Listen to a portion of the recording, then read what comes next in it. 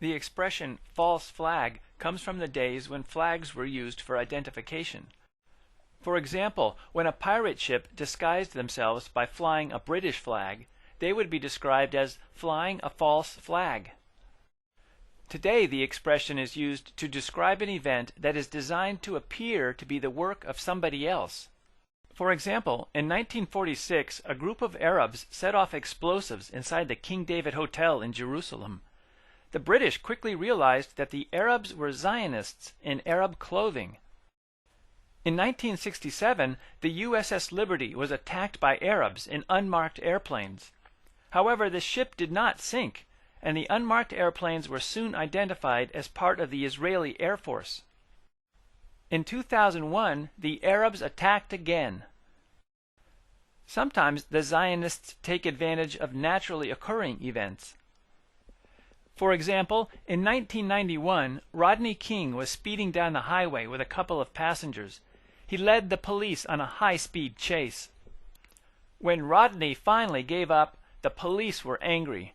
The passengers of the car got out and obeyed the police, but Rodney refused to cooperate. The police lost their temper. The Zionists saw this as an opportunity to create racial fights.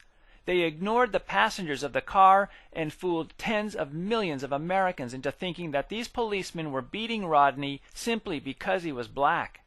Almost everybody's source of information in 1991 was the Zionist news reports, so the Zionists had nearly total control of the population. In the days prior to the trial of the policemen, the Zionists told the Americans that the blacks would riot if the policemen were not sent to jail. As predicted, in April 1992, there were riots in many cities.